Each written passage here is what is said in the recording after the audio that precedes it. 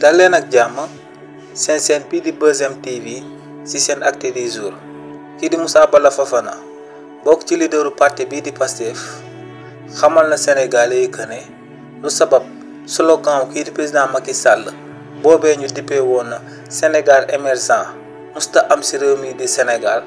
moom mooy que ne kii di président Macky Sall ci wàllu boppam gëmul xam-xam mais kii di président Macky Sall ginnaaw ba mu ñëwee ci bopp réew mi daa gëmaloon Sénégalais yëpp liñ dippee gestion bu sobre et vertueuse bonne gouvernance ak wax yi ni mel ne loolee moom moo sababoon ci waxtu boobee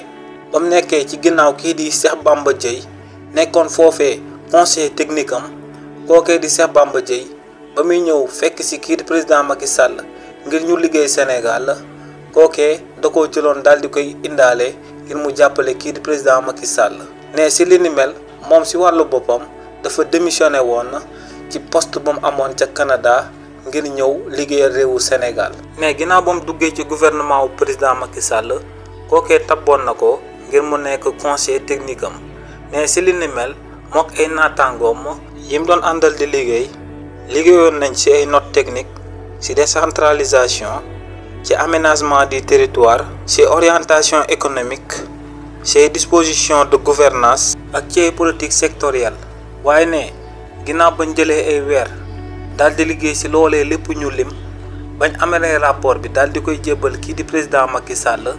da koo jël daal di koy tegee de côté ba noppi ne nañ lali pexe nee nag pexe du xam-xam te xam-xam tamit du pexe ne pour émergence am faaw xam-xam daal di jiitu ndax xam-xam moom mooy base organisation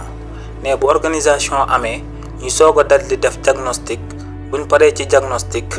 daal di amal planification ne buñ paree ci planification daal di sóobu ci développement te ne pour développement am nag ci réew mi di Sénégal faaw ñu daal di amal liñ dippee industrialisation Sénégal daal di fabriquer ay produits yi nga xam ne dina concurrencer produits étrangers yi fépp ci àdduna bi ne tant que loolee Sénégal defagu ko kenn mënu koo considérer comme pays bu émergent ginnaaw loolee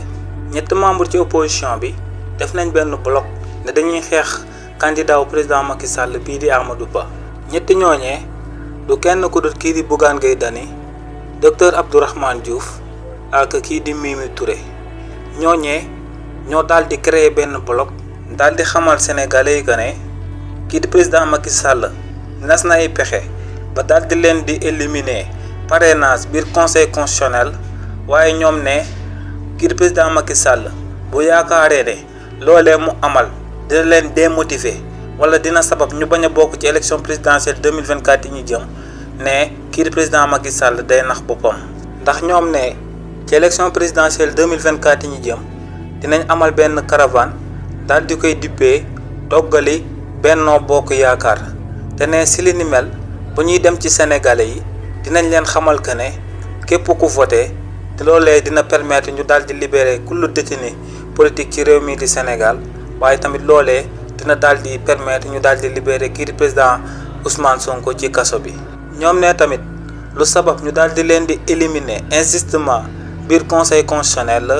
si li ni mel dinañ ci porter plainte kii di Maître Sidiki Kaba di ministre de l'intérieur ci réew mi di Sénégal ndax ñoom ne kookee di Maître Sidiki Kaba moom moo jël ay fichier électoral yu baaxul xamuñ ndax fichier électoral bi benn la xamuñ ndax fichier électoral bi yu dul jeex la waaye lu leer seen bopp yi moom mooy que ne fichier électoral boobee du fichier bu fiable te si li ni mel dinañ ko ci porter plainte dinañ ko ci topp fépp ci àdduna bi. waaye tamit ginnaaw loolee ñoom ñett xamal nañ Sénégalais yi que ne dinañ tànn kenn ci opposant yi ci réew mi di Sénégal ngir képp ku topp seen ginnaaw nga daal di votel kookee ñoom nee nañ ci élection présidentielle 2024 yi ñu jëm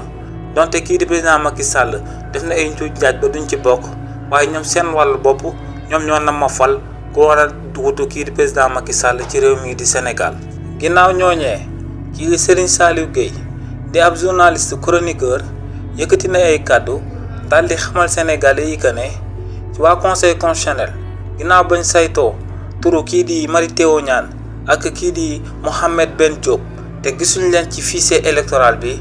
ne loolee lu muy tekki rek moom mooy que ne waa CDC maanaam waa caisse de dépôt et consignation bañ a jébbal kii di président Ousmane Sonko liñ dippee attestation ne loolee bañ koy amal dañoo jotoon ab ndigal bu bàyyeekoo ci kaw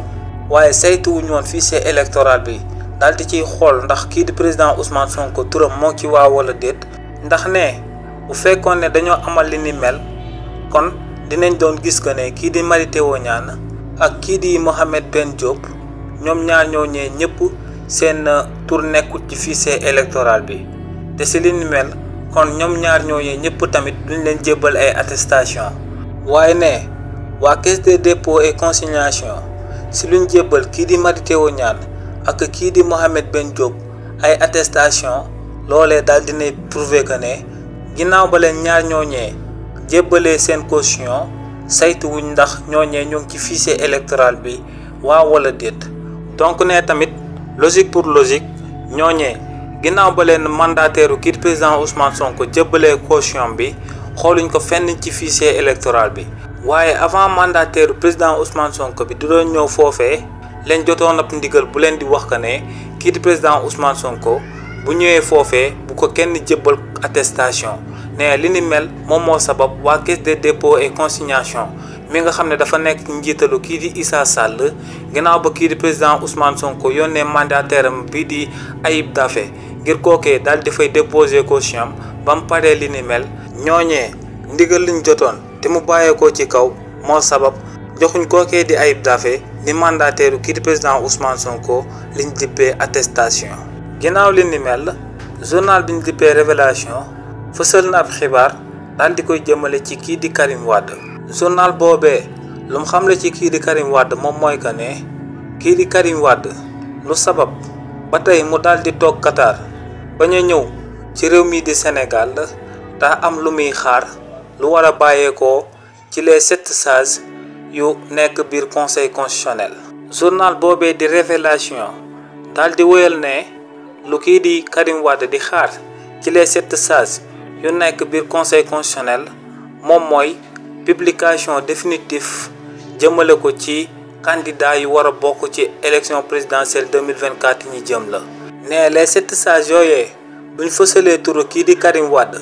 ci candidat yu war a bokk ci élection présidentielle 2024 ñi jëm ne kii di Karim Wade léegi tey ñu gisaat ko ci réew mi di Sénégal waaye ne bu fekkee ne les 7 sages fësaluñ turu kii di Karim Wade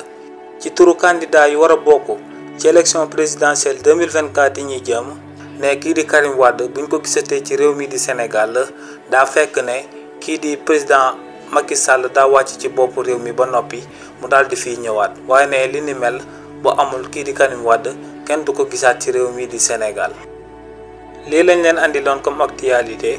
ñoo ngi leen di jox dig daje ci yeneeni mbir.